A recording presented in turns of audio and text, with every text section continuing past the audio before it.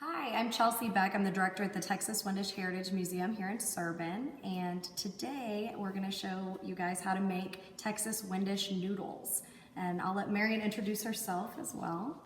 I'm Marion Casper Wiederholt. I am a Wend. I'm very proud of being a Wend. I was born here and raised here. I went to school at our church and school here in Servin. And today we're going to show you how to make Texas Wendish Noodles. We have a noodle cookbook that we sell in our gift shop at the museum. Wendish noodles are a staple that our ancestors brought with them from Germany. It was a staple because it was pioneer food that they could make. They had these simple ingredients that they could use: eggs, flour, water. My ancestors were very frugal people. They made things with what they had. They brought a mill with them when they came from Germany, and they could make the flour for themselves. So they had the ingredients, the eggs from chickens, and the flour they could make, and that was one of the traditions and foods and part of their heritage that they brought with them. Ingredients for Wendish noodles are eggs. And eggs come in all different sizes when they come from your farm. So you might have something small like a chicken egg, something bigger like a duck egg. And if you've ever kept chickens, you know that all of those come in different sizes. We have water, just plain tap water, and flour. People ask a lot what kind of flour. It does not matter. This is all purpose. And that's it. Is to get an egg. It doesn't matter what size, what kind of egg you use. Farm eggs are preferred. I'm just gonna crack it into the bowl. And you don't have to separate it or anything. Now, eggs never crack evenly, so we're gonna just take the bigger half of the egg, and that's getting us into our next step. You fill it with water, highly technical measuring here, and dump it in with the egg. After you add the water, you're just going to beat the egg and the water together until they're foamy. And you really want a lot of bubbles in there, a lot of small bubbles. And you want it to be all one color. All one color, that means that you have that yolk fully mixed into the water and the white of the egg. We mix the eggs really well. We want to make sure that the egg yolk and the egg white are fully incorporated into one another as well as the water. We want to make sure that we have bubbles because that means that it's fully aerated, and we want that oxygen in there and the air in there so that when we add the flour, it's lighter when it's put together. So I have this in a measuring cup, but you don't actually measure the flour. You see I have almost 2 cups in there. A typical egg, chicken egg, I'll use between 1.5 and 2 cups of flour. It has to be sifted. Again, we're aerating that batter, and we're making sure we get plenty of oxygen in it, and we're gonna have a lot more surface area if we do that. So I'm gonna just start dumping this in, and Marion is gonna mix. And we're gonna make a mess, and it's okay.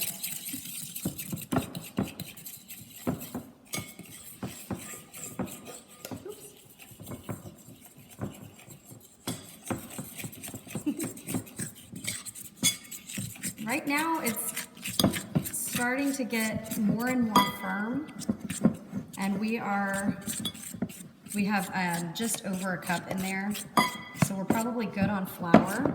And Evelyn Buchhorn, who taught me, she's a Wend from Austin, or who lives in the Austin area, she taught me when we get to this part where it's starting to get, you have a dough forming and then you have all of this extra stuff down in the middle, that's when you stop with the fork or the whisk or whatever you're using and you get your hands in there. So I put a little flour on mine, and I'm just gonna get my hands dirty. One question that I get asked often is when do you know that you have the right consistency?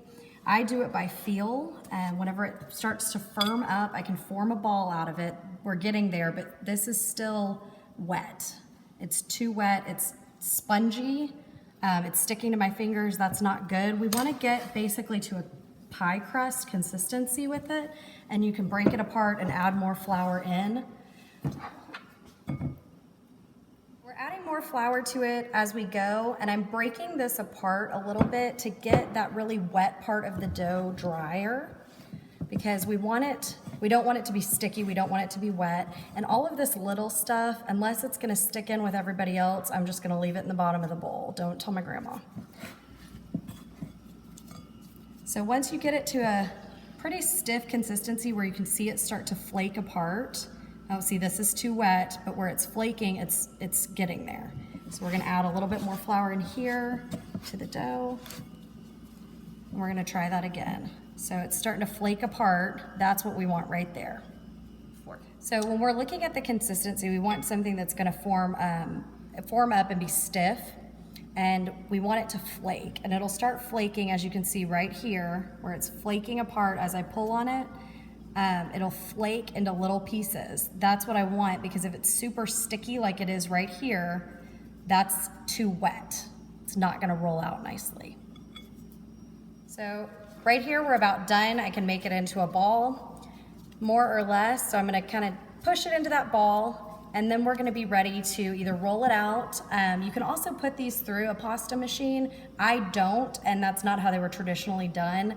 We do use them when we commercially make noodles here, but today we're gonna be cutting them apart. We have got a ball of dough. It's ready to roll out. Today we're going to make the noodles, the Wendish noodles, in the traditional old-fashioned way. We'll roll them out by hand. They can be made in a pasta machine also, and a lot of people do. We do it here at the museum commercially, but today we're going to do it the old-fashioned way, like my grandmother did. We're gonna prep the countertop to roll out noodles.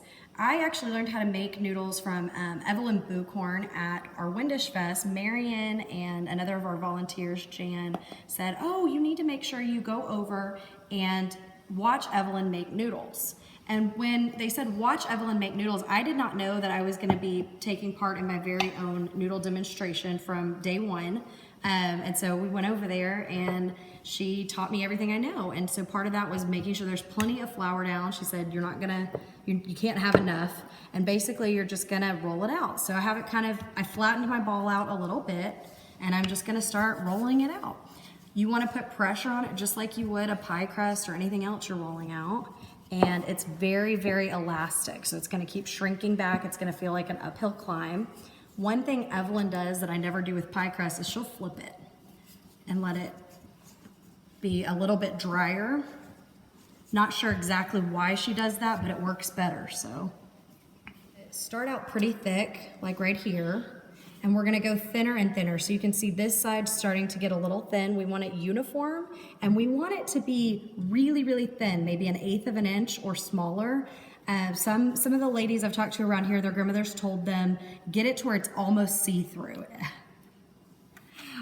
We at the Texas Wendish Heritage Society have volunteers, our noodle ladies, who come every week and they make noodles. They use a machine, but they make them still the same ingredients. They use the eggs, the flour, and the water, and they make them on Mondays. They put them out to dry on screens, which dry on racks for a couple of days. And after 2 days, they come back and they put them in bags for us to sell at the museum, which we sell for $6 a pound. And they also are sold in Giddings, LaGrange, and other places in the area. Our noodle ladies are very faithful and very Wendish. They are all Wendish ladies. A couple of hours, the dough will start to dry. It'll be obviously dried. This I did not wait to dry, but you can see it's starting to show signs of being dry here at the edges. You've got a lot of breaking, a lot of cracking. While it's sitting for the 2 hours, you do want to flip it from time to time so it doesn't stick to whatever you have it sitting on, whether it's wax paper or a counter, or in some cases bed sheets. And then once you get them all dried out, then it's time to cut them. Once you have it all dried, you're going to be cutting it. You're going to measure about 2 inches, give or take. You can use, just kind of eyeball it. So you're going to take your knife and slice into it. I am going to cut this little piece off. You can just stack it on top so that whenever you cut them, it's got a spot too, because we're not going to waste anything here. Oops, that one's a little big, doesn't matter.